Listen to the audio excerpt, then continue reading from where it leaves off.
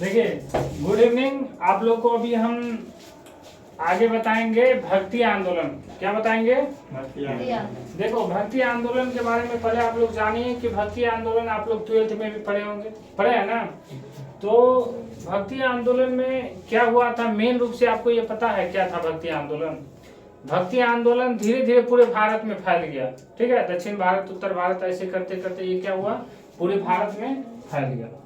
भक्ति आंदोलन में क्या हुआ था कि हमारे देश में जो आडंबर फैला हुआ है, ठीक है, कि जैसे मूर्ति पूजा का विरोध किया गया, चंदन टीका का विरोध किया गया, जाति प्रथा का विरोध किया गया। समझ रहे बात को ना? क्योंकि इस आंदोलन से जुड़े ही ऐसे लोग थे जिस लोग सबको क्या था, इस सारे चीजों से दिक्कत थी। जैसे कबीरदास खुद उसे पता नहीं था किस जाति में जन्म, वो अभी आगे लिखे हैं तो उसको बताएंगे डिटेल से। तो उसने अपना एक अलग ही धर्म बना लिया और वो क्या करते थे, जाति प्रथा और मूर्ति पूजा सारी चीजों का वो विरोध करते थे। तो मोटा मोटी भक्ति आंदोलन में हम लोग ये समझेंगे कि भक्ति आंदोलन में जो था वो जाति प्रथा का विरोध किया गया, मूर्ति पूजा का विरोध किया गया, चंदन टीका का विरोध किया गया। समझ रहे बात को ना? चलिए हम शुरू करते हैं। देखिए, भक्ति आंदोलन में सबसे पहले देखेंगे 6ठी शताब्दी में भक्ति आंदोलन की शुरुआत तमिल क्षेत्र में हुआ। कहाँ हुआ? तमिल क्षेत्र में, जो कर्नाटक और महाराष्ट्र में फैल गई। और ये कर्नाटक और महाराष्ट्र में क्या हुआ, फैल गई।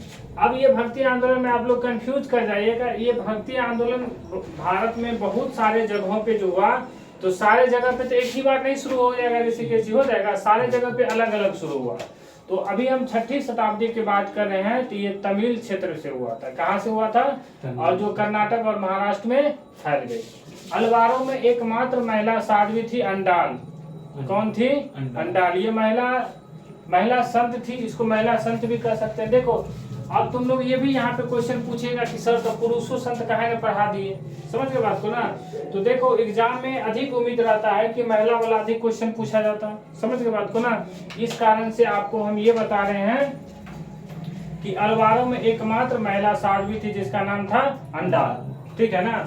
अब जैसे देखो, कहीं पे भीड़ में मान लो 50 को लड़का है, क्या है, उसमें 2 को लड़की है, तो ज्यादा भीड़ या जरूरी चीज क्या हो गया? हाँ, तो इसमें पुरुष में बहुत सारे संत होंगे। समझ रहे बात को ना? लेकिन उसमें एक को महिला थी, तो ज्यादा जरूरी की ये है। समझ रहे बात को ना? चलिए हम आगे बढ़ते हैं। अब भक्ति आंदोलन को दक्षिण भारत से उत्तर भारत में रामानंद के द्वारा लाया गया। सबसे जरूरी की चीज ये है, कौन लाए थे? रामानंद। अब इस भक्ति आंदोलन को चला के लाए थे। यहाँ लाने का मतलब क्या होता है, इसका उद्देश्य? उसने वहाँ पे स्थापित यानी कि फैलाया। दुर्गा जी था भक्ति आंदोलन। आप हमारा बात नहीं समझे। अरे हम तुम्हारा बात नहीं समझते कि तुम मेरा बात समझोगे। हम तुमको समझा देते, अभी कहता आप मेरा बात नहीं समझते हैं। ये तो भगवान नहीं था, भक्ति लाया यहाँ पे, उठा के यहाँ पे पूजा कर दिया, कुछ देर के बाद शुरू हो गया प्रभाव। सो नहीं है। देखिए, तो अच्छा कोई बात नहीं, ऋषिकेश ऐसे ही होता है। भक्ति आंदोलन को दक्षिण भारत से उत्तर भारत में रामानंद ने क्या किया, यहाँ पे आए, बहुत सारे जगह मीटिंग किए, सभा किए। समझ गए बात को ना? और इसको क्या किए, आगे बढ़ाए। समझ गए बात को? चलिए, अब भक्ति आंदोलन 7वीं शताब्दी में शुरू हुआ। अब यहाँ पे हम भक्ति आंदोलन के 7वीं शताब्दी में शुरू हुआ। अब ऋषिकेश तुरंत बोले कि सर आप तो एक बार पढ़ा देते 6ठी शताब्दी में शुरू हुआ और एक बार लिखा दिए 7वीं शताब्दी में शुरू हुआ। लेकिन थोड़ा सा तुमको धैर्य रखना चाहिए ना, कि सर पहले समझा देते हैं तब क्वेश्चन होता है तो पूछे। एक के बार तो पूरा भारत में शुरू नहीं हुआ। समझ रहे बात को ना? सब जगह तो अलग अलग शुरू हुआ ना। तो ये भक्ति आंदोलन दक्षिण भारत में 7वीं शताब्दी में शुरू हुआ था। याद रखना, याद रहेगा ना? अब तो जीवन में कभी भूलोगे नहीं। ठीक है, अच्छा ठीक। अब देखो आगे कबीर साहब पे, किस पे आगे? कबीर साहब पे। आप लोग को कबीर का नाम सुनने से तुम लोग को कुछ तुम लोग के दिमाग में चलता होगा, ठीक है ना? अच्छा, आप लोग को बताएंगे मुझे कि कबीर का जन्म कैसे हुआ, ये चीज तुम लोग को पता है? देखो थोड़ा सा बताते हैं।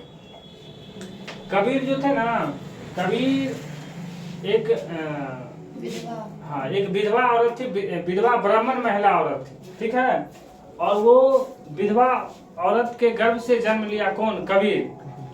अब जो कबीर को वो पालती पोसती, तो बहुत सारे लोग सवाल करते। समझ गए बात को ना?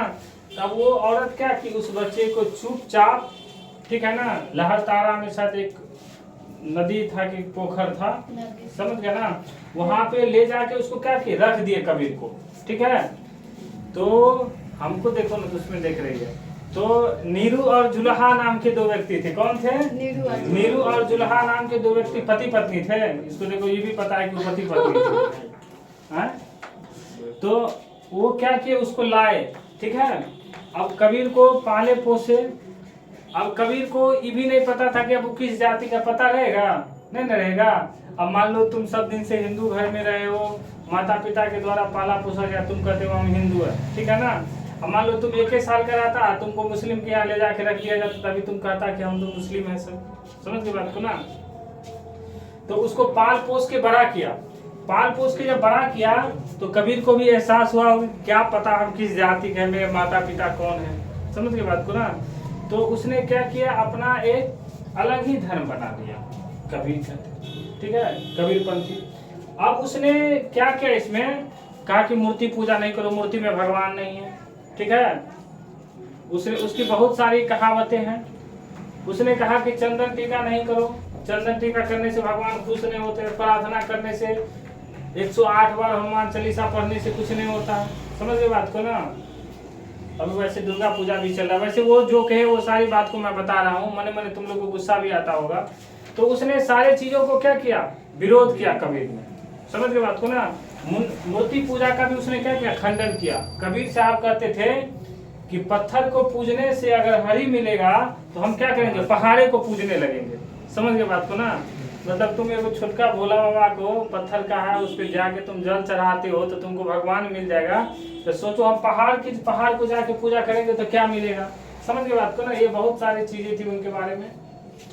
उसके बाद कबीर को मानने वाले व्यक्ति भी ऐसे ही होते हैं। अभी भी हम लोग के समाज में आसपास में कहीं कबीर के मानने वाले व्यक्ति रहते हैं, तो वो क्या करेंगे, जैसे दुर्गा पूजा हो रहा है तो दुर्गा पूजा में जाकर मूर्ति का दर्शन नहीं करेंगे, प्रसाद ही नहीं लेंगे, समझ रहे बात को ना। तो सभी प्रकार के लोग होते हैं। उसी का एगो था, थोड़ा सा 2 मिनट, एगो बाल गोविंद भगत के बारे में 8वां क्लास में दिया हुआ है, समझ गए बात को ना।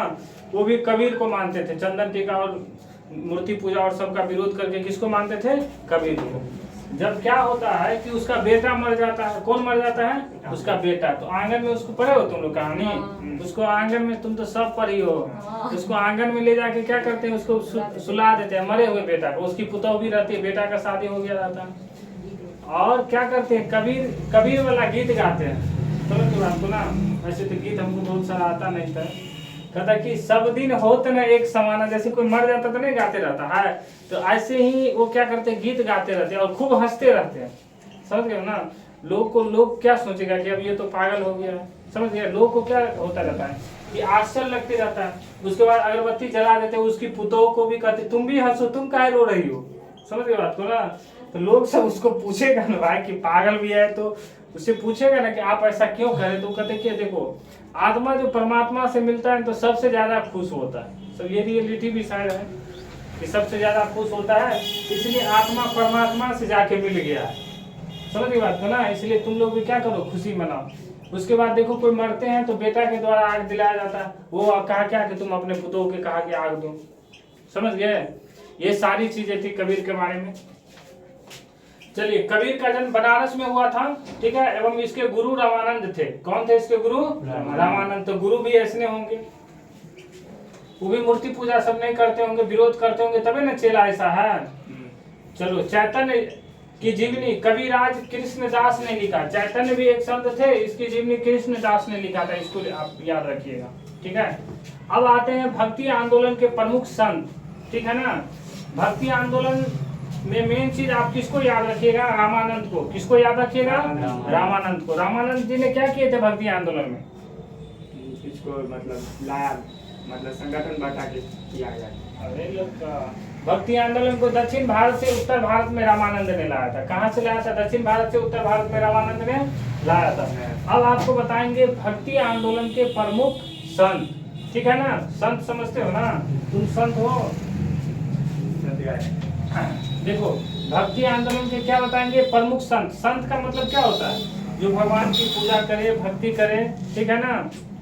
मुर्गा चावल उवल नहीं खाए, मछली नहीं खाए, समझ के बात को, चोरी नहीं करें। आज खाएगा नहीं खाएगा। अब चलिए देखिए, यहाँ से सबसे पहले हम पढ़ेंगे शंकराचार्य का जन्म 708 ईस्वी में हुआ था केरल में। कहाँ हुआ था? ये क्वेश्चन पूछेगा कि शंकराचार्य का जन्म कहाँ हुआ था? केरल में। क्या याद रखिएगा बाबू? केरल में। उसके बाद शंकराचार्य की मृत्यु 820 ईस्वी में हो गई। कब हो गई बाबू? 820 ईस्वी में। शंकराचार्य शैव धर्म के अनुयायी, तो बहुत सारे धर्मों में बट गया, समझ के बात को ना। रामानुजाचार्य, इन्होंने अपना आराध्य राम को माना। रामानुजाचार्य जो थे ये किसको मानते थे? राम को। राम को मानते थे, इसका मतलब ये थोड़ा सा पूजा पाठ करते होंगे राम भगवान का, बहुत ज्यादा करते होंगे। उसके बाद कहता है कि 1017 ईस्वी में मद्रास के निकट पेरुम्बरम नामक जगह पे इसका क्या हुआ था? जन्म हुआ था। रामानंद का जन्म प्रयाग में हुआ था। कहाँ हुआ था? और रामानंद के 12 शिष्य में 2 स्त्रियां थी। देखो यहाँ भी रामानंद के 12 शिष्य थे, लेकिन वो 12 शिष्य पुरुष के बारे में नहीं पढ़ेंगे, हम क्या पढ़ेंगे? 2 महिला, पद्मावत और सुरसरी नाम था। क्या नाम था? सुरसरी। समझ के बात को ना, लड़का को लग रहा है सुर्पनेखा है यहाँ पे। सुरसरी नाम था इसका। क्या नाम था इसका? सुरसरी। आगे देखो, कबीर का जन्म 1440 ईस्वी में बनारस में हुआ था। कहाँ हुआ था? बनारस में। अब तुम तो कहोगे सर आप तो बोले कबीर फेंका हुआ था, एक तरह से मान लिया गया कि इतना ईस्वी में जन्म हुआ था। समझ के बात को ना। अब ये जन्म, इसके जन्म में कोई सख्त प्रमाण नहीं है, समझ के बात को ना, तो वैसे लगभग मान लिया जाता है। कबीर का शादियों हुआ था। किससे हुआ था शादी? लोई से हुआ था। किससे हुआ था?